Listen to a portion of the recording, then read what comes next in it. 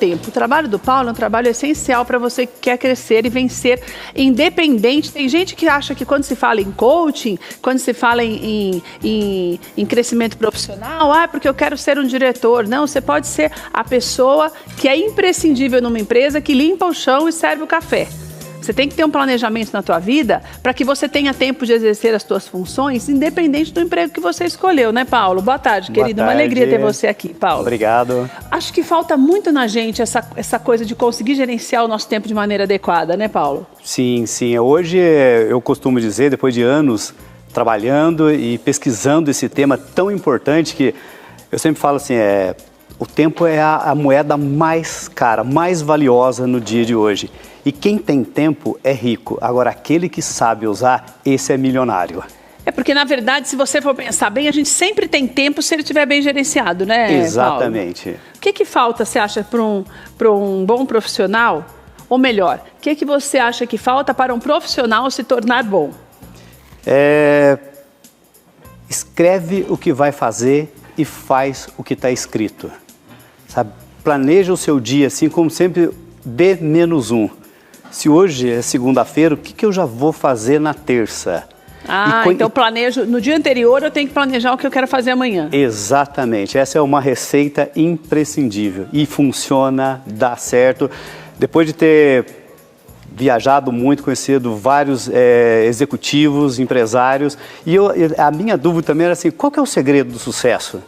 Como é que o senhor chegou até esse patamar e falou assim, administração do tempo, gerenciando melhor a minha vida. E isso em todos os patamares, viu, Keila? Âmbito pessoal, profissional, qualidade de vida e relacionamentos. Até porque se uma coisa não estiver bem gerenciada, tudo vai por água abaixo, né, Paulo? Vai. São os 4 pilares que, assim, se um estiver desalinhado, desnivelado, você não tenha aquela plenitude, aquela agradabilidade durante o seu dia. E nos faz muito mal, né, Keila? Chegar no final do dia e falar assim, não consegui fazer isso, não consegui fazer aquilo. Isso gera, assim, um temor nas pessoas. E, Paulo, você acha, por exemplo, que as pessoas que trabalham... Uma mulher que é do lar, por exemplo, que optou por cuidar dos filhos, da família, da casa. É um trabalho muito puxado que muitas pessoas não valorizam. E que isso é muito falado também. Mas essa mulher, ela consegue administrar o tempo dela para que ela seja uma boa esposa, uma boa mãe, uma boa dona de casa, mas não se esqueça dela. Porque a gente vê muito isso, né? Muitas vezes a dona de casa, ela esquece dela. Pode ser o seu caso. Às vezes você acha que teu filho precisa muito de você, seu marido precisa muito de você, a casa tem que estar limpa, a comida pronta na hora, e quando você vê, já passou o dia, você não foi para uma academia, você não leu um livro, nem assistiu a TV muitas vezes, não dá tempo. É mais difícil porque a pessoa fala, mas eu não estou trabalhando, porque tem muita gente que acha que o fato de ser do lar significa que não está trabalhando. Daí acaba não gerenciando. Isso é um equívoco muito grande. Eu também acho que o servicinho difícil esse. A sua pergunta é muito pertinente. A dona de casa é o maior exemplo de gerenciamento de tempo. Você pode ver assim a nossa mãe, a nossa avó, você vê com um pequeno espaço pequeno espaço físico, ela consegue gerenciar várias tarefas, cozinhando, atendendo o telefone, ligando para você para saber qual a comida que mais te agrada. É verdade. Olha quantas tarefas rapidamente eu já expus e feita por uma pessoa. E com o que diz respeito a ela se cuidar, isso aí, ela tem que ter isso muito bem equilibrado. Entra naqueles 4 pilares que nós falamos, né? O pessoal está bem, o profissional, que no caso a dona de casa, caminham juntos, mas o relacionamento, não pode esquecer disso. O quanto, se ela já faz de forma belíssima as outras tarefas, só falta uma pequena pitada para esses 4 pilares ficarem muito bem alinhados e ela ter uma vida mais linda do que já é das mulheres. Mas daí qual é a pitada? Por exemplo, a pessoa já está acostumada, todo dia, vamos falar de uma rotina, todo dia ela levanta, ela prepara o café, o povo toma café, sai para trabalhar, ela começa a lavar a louça, estou pensando assim, daí limpa uma parte da casa de manhã, faz o almoço, o povo volta da escola, daí a criança ou vai brincar ou tem uma outra leva que vai à tarde, daí de tarde acaba de limpar a casa, passa a roupa e à noite a janta está pronta e já acabou o dia também, né? E daí, o que a pessoa tem que fazer para poder fazer mais coisas e também se agradar, porque, por causa do que eu falei da autoestima. Sim, como é que ela sim. faz esse passo a passo, sendo que o dia parece que é pequeno para fazer tudo isso e ainda cuidar de si próprio? Não, eu tenho assim os 7 fundamentos do bom planejamento. Dentre todas essas tarefas que a dona de casa, uma mulher do lar exerce, ela começa assim a balancear. E como fazer esse balanceamento? Primeiro fundamento, ela ter assim, toda tarefa que vier para ela e seja assim do cotidiano dela, e entra tarefas externas também, porque o telefone pode tocar, a mãe, o marido, o filho, ela se perguntar, e isso é uma dica não só para ela, mas para todos nós, a utilidade daquilo. Porque nós temos durante o nosso dia, Keila, os vilões que acabam pegando o nosso tempo, tragando de tal forma que você fala, nossa, eu me distraí aqui e quais perdi. são os principais vilões, hein, Paulo? Os vilões, para uns eles são ferramentas de trabalho e para outros não. Redes sociais, excesso de internet, celular o tempo todo. Você não percebe, mas de repente... Já foi. Já foi. Já foi. E a mulher... Isso em todos os níveis? Desde o diretor, do executivo até o funcionário? Em todos os níveis, Keila, em todos os níveis. É quase que uma tentação. A pessoa está conversando, ela escuta um barulhinho, ela já quer correr para ver, ou ela recebe um telefonema, você viu o que está acontecendo na rede social, tal. Ela já para o que ela está fazendo e põe foco em outra coisa, a falta de foco, e aí de repente ela acaba esquecendo dela. Mas daí, olha, que o Paulo falou assim, que você antes de dormir tem que fazer o seu planejamento para o dia seguinte. Só que esse seu planejamento não inclui as paradas no telefone, as paradas para ver a internet, não é? Sim. E a parada para uma conversa mais longa, ou para aquilo que você queria fazer no computador que não imaginava. Então daí, esse gerenciamento que é o mais difícil, né? Porque você planejar no dia anterior... Vamos dizer assim, não é que é ruim, né? Lógico, eu acho que é o ideal. Mas daí depois pode surgir coisas, além dessa coisa de separar para conversar com as pessoas, podem surgir também umas tarefas adicionais, né? Pode, e aí vem o primeiro fundamento do bom gerenciamento. Qual a utilidade disso? Para quê?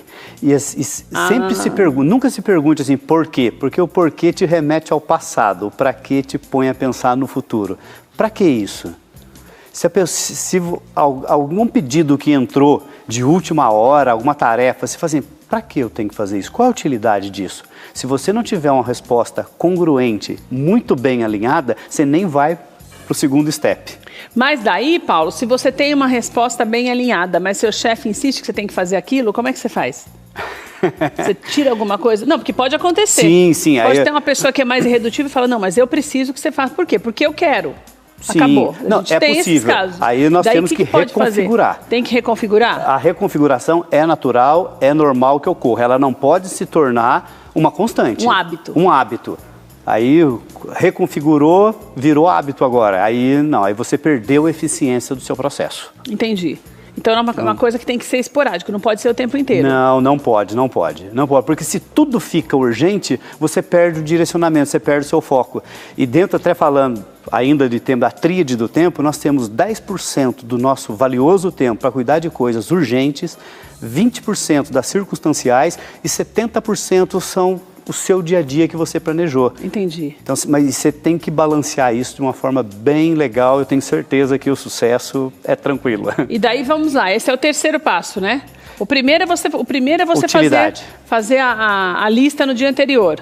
Isso. O segundo é você tomar cuidado todas as vezes que você para ficar ouvindo e vendo a vida alheia na internet. Isso, se perguntar qual que é a utilidade disso? Para quê eu estou fazendo isso? E o terceiro é para você, se você recebe uma ordem superior e tal, e tiver obrigatoriamente, se for obrigado a fazer, remaneja o restante da agenda para tentar cumprir todos os compromissos. Exatamente, você reconfigura não só a tarefa, mas as pessoas que envolvem essa tarefa. Certo. Aí você explicando o ocorrido, estão todos alinhados, como eu costumo dizer, estão todos na mesma página e agora vamos dar andamento. Daí nós estamos no quarto, você falou que são 7. São 7. Fala o quinto.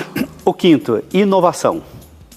Mas se eu faço a mesma coisa todo dia, eu tenho que buscar inovar? Fazer diferente? Faz diferente. A mesma função, mas de maneira diferente. Exatamente, Quando você faz a coisa de uma forma inovadora, porque o comum todo mundo já faz, né, Keila? Se você hoje, um simples arroz da dona de casa, se ela jogar alguns vegetais, alguma erva já torna o arroz um pouco diferente do seu filho. Chama atenção. Chama atenção. É igual a pessoa que me faz uma pera, que não tem gosto de nada, ficar um prato bonito com um chocolate, um creme de não sei o quê. E muito atraente. E muito atraente. Exatamente. Quer dizer, você vai inovando com as armas, com as ferramentas que você tem. Exatamente. Inovação. E a sexta? Expectativa. Como assim? Expectativa, assim, pegando o exemplo do chefe da pera. Se eu falar para você, Keila, eu vou servir uma pera. Você fala, ah, Paulo, pera não. Obrigada, Paulo, não quero não. Também acho pera tão sem graça. Ah, pera é sem graça, tem gosto de nada. Agora, uma pera caramelada, uma pera com chocolate no meio, com creme no de não sei o quê. Você, não, Paulo, isso aí já não é. Olha a expectativa positiva que você gerou na outra pessoa. Isso Entendi. é fantástico. E nós já fomos pro sexto. Sexto. O sétimo, você envolver toda a logística que envolve qualquer planejamento, qualquer tarefa, por menor que seja. Como assim? Toda a logística. O que eu preciso, quais são as inerências para eu realizar essa tarefa e não me perder? Por exemplo, eu gosto muito de dar esse exemplo de um simples planejamento de tomar um banho. Quantas vezes nós vamos para o nosso banho, esqueceu a toalha, esqueceu o sabonete, esqueceu o shampoo, secador de cabelo. Vai para onde, né? Você deixou tudo. Então, eu sempre faço essa pergunta assim, quais as inerências? O que eu preciso para realizar essa tarefa? E em posse disso, eu tenho certeza que você vai ter sucesso. E busque ter aquilo que você precisa para poder, a ferramenta certa, né? Exatamente. Ah, Paulo, adorei. Deixa eu deixar o contato, perdão, do Paulo para você. Tem o site, que é o institutoelevare.com.br. Se você tem alguma dúvida, manda um e-mail para ele que ele responde para você, contato@institutoelevare.com.br. Tem os telefones também, você pode contratá-lo para fazer palestras. É importante que você motive também os seus funcionários para serem diferentes, para serem cada vez melhores, para terem esse ânimo, que também o ânimo faz toda a diferença. O incentivo. Então o telefone é o 98585-8055. Paulo, adorei nossa conversa. Volte sempre. Muito obrigado. Tenha uma ótima semana. Muito bom.